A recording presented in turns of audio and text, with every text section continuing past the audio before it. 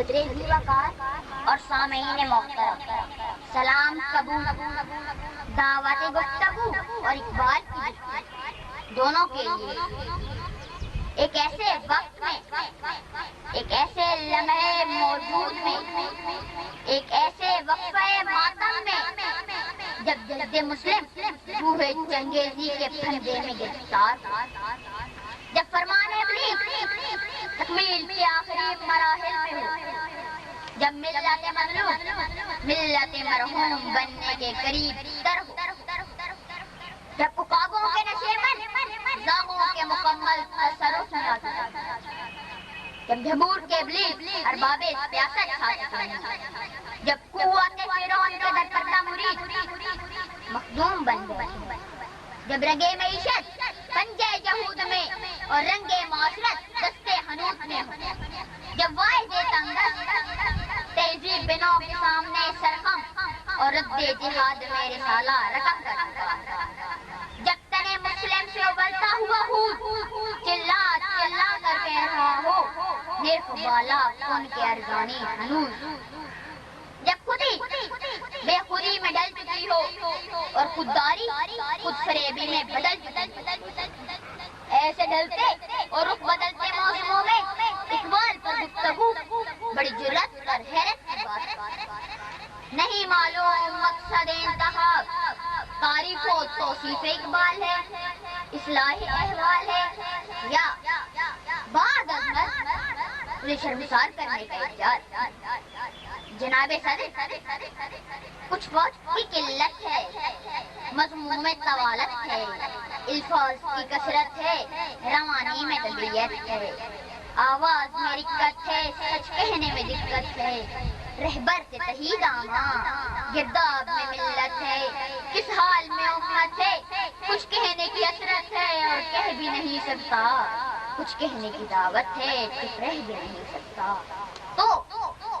اشاروں میں گفتگو ہوگی، سب کے روبرو ہوگی، جو سمجھ پائے اس کا بھی بھلا،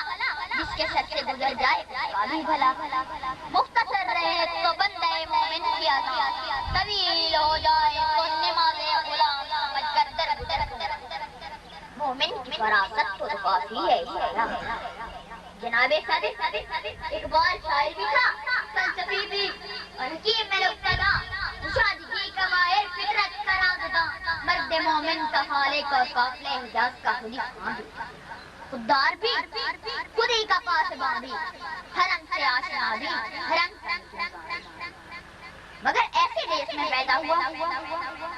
جس دیش کے بندے غلامی پر رضامند بھی اور نازاں بھی،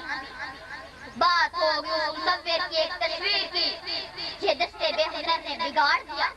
اس کے خواب کی، شرمندہ تعبیر تو ہوا لیکن تعمیر کی تکمیل کو چھو نہ سکا۔ جناب صدر،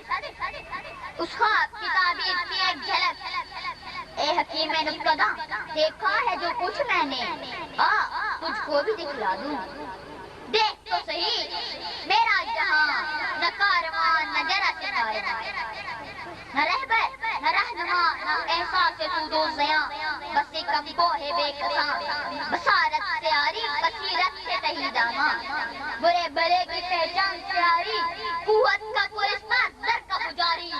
نہ قدوسی نہ جبروت نہ غفاری نہ ستاری، بے عمل بے شعور اس کو جنوں سے کوسوں دور، بشارتوں اور معجزوں کا منتظر، سہاروں کا عادی، نہ مرد مومن نہ مرد غازی، بس دکھاوے کا نمائی،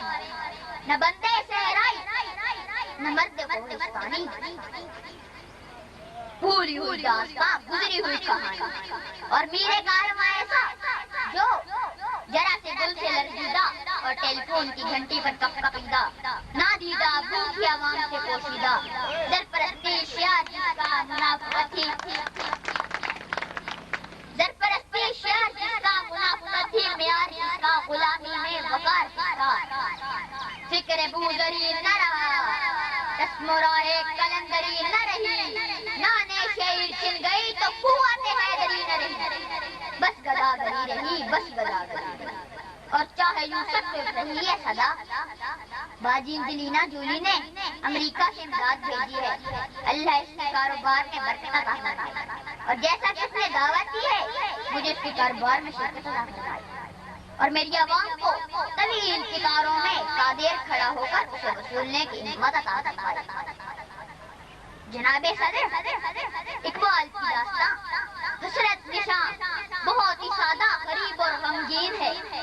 سیال کوٹ میں پیدا ہوئے، لاہور میں تعلیم پائی، شاعری کی اور مر گئے، اور اچھا ہوا کہ پچھلے دور سے پہلے ور گئے، ورنہ وہ جو کچھ کہتے اور لکھتے رہے اس کے سبق داروں کے عوض بھیج دیے جاتے۔ آج بھی ہم سب اسے بڑے احترام سے زندہ کرتے ہیں اور بڑے اہتمام سے اپنا دیتے ہیں۔ اقبال تم اسی کے مستحق تھے، تم اسی کے مستحق تھے،